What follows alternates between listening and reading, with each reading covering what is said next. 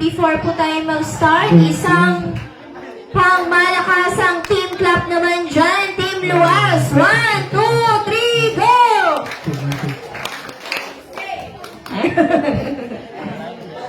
Okay, sama-sama po nating sabihin. Lights, camera, action. 1, 2, 3, go! Lights, camera, action!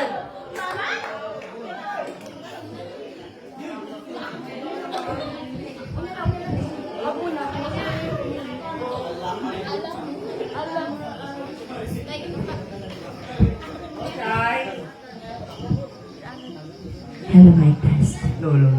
Magandang gabi sa inyong lahat. Ang paksa po ng aming kwento ay bagong kinabuhi o bagong buhay na kasama sa Jesus. Isang araw, may isang grupo na nagsasamba sa Panginoon at may isang grupo ng mga magbabarkada na dumaan sa simbahan kung saan nagsasamba ang mga kabataan. May isang kabataan sa church na nag-invite sa mga kabataan na dumadaan sa kanila, ngunit tinanggihan nila ito at ito ang nangyari.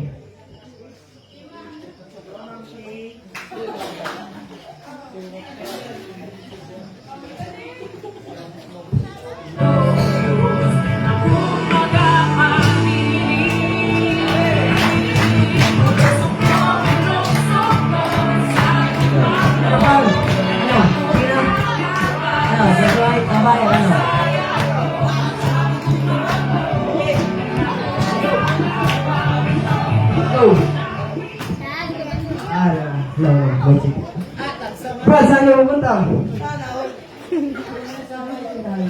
Pwede ko ba kayo maintahan dito sa gagawin ng preset? Babe, di ba may lakad tayo? Kasi na yan.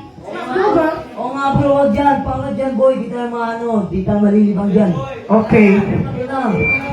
Pinili nila na magsaya at mag-enjoy kasama ang mga babae.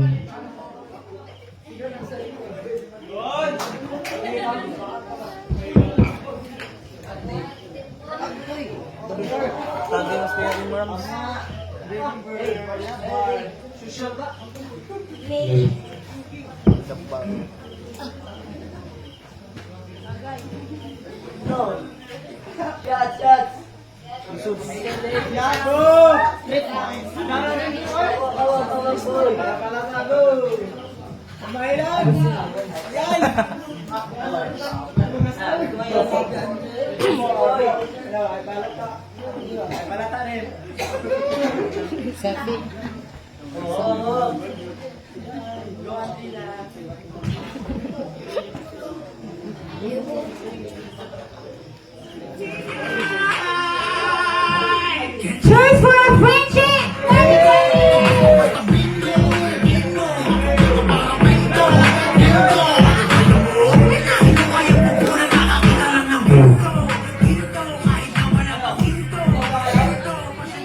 At kang sila ay enjoy sa panlasing, may walang lalaki na patungo sa kanila.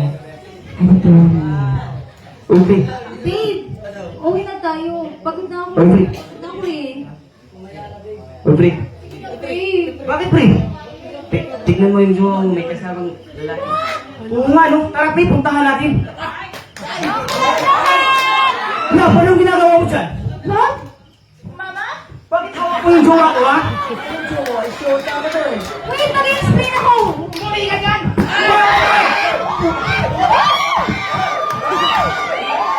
At hindi nila sagad, nagsasaka ang isa sa mga kasamahan sa kanilang barkada. Ay, pulis!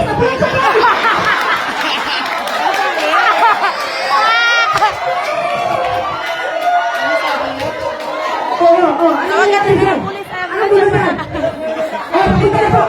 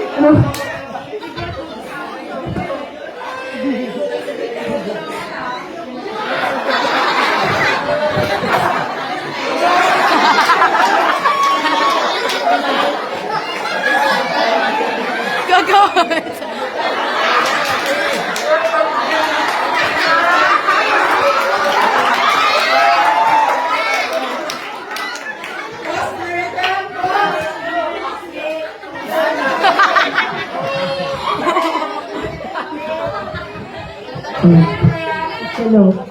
Ngayon po! Sakto siya sa... Ito. Sige. Ito ang bahala nito. Tabi ka!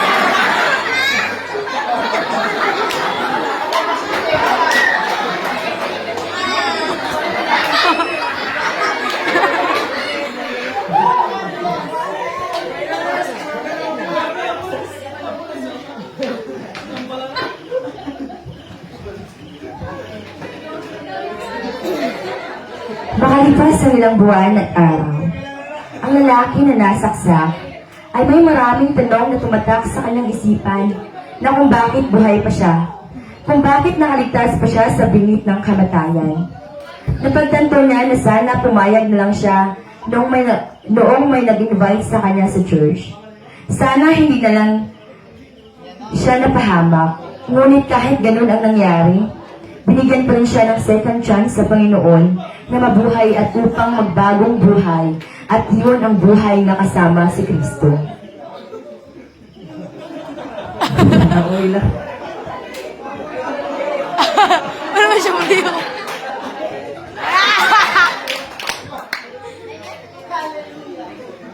Uy bro, gising ka na pala. Kumusta na pakiramdam mo? May gusto akong sabihin, pre. Ano yung pre?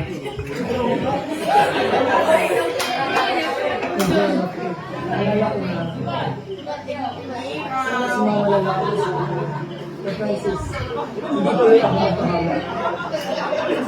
Dahil sa'yo, dinala mo kasi ako eh. Dahil sa mga babae mo, napahamak ulit tayo. Pre, pasensya na kung hindi na ako sasama sa'yo. Sana, pre, maalala mo din na may Panginoon tayo. Ako, pre, may na-realize din ako na yung mga babae, yung mga bisyo, yung mga gawaing mundo, dapat pala hindi na natin yung ginagawa. Dahil mapapahamak lang tayo dun eh. Kasi yung tunay na kaligayahan na kay Lord. So, ano po, magsamba na tayo sa Kanya. Tara na.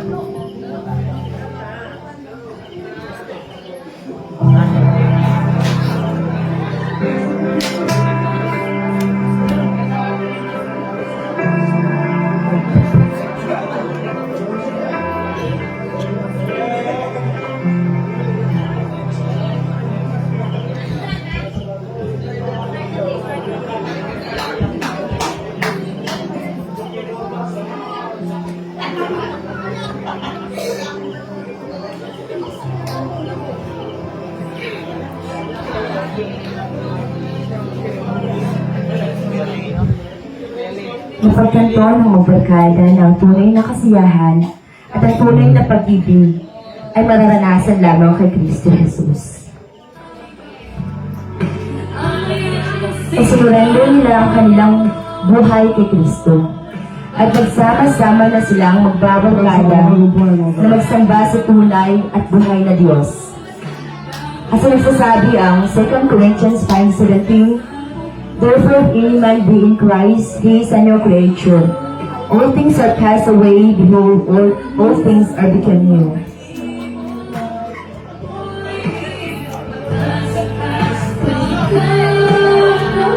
Yes, hallelujah, salagin ka, salagin ka. Yes, O God, we worship you, God. Lord, ikaw, God, ang pagkila sa nagpagisa ng puso ng buhay. Hallelujah, hallelujah, praise the Lord. Yes, O God. Hallelujah, O God, ilitas mo ang mga taong ito, O God. Lord, kumalapit sa iyo ang mga taong ito, O God. Napapakumbaga, O God, kumalapit naman sa iyo, O God. Lord, patawarin mo nga po sila, Lord. Patawarin mo nga po sila, Lord. Kaya na po ang maglaloob na, O God, dahil sa iyo ang buhay. Sa ito, O God, maraming salamat sa iyo, Jesus. Ang bawat isa, O God, maraming salamat sa iyo.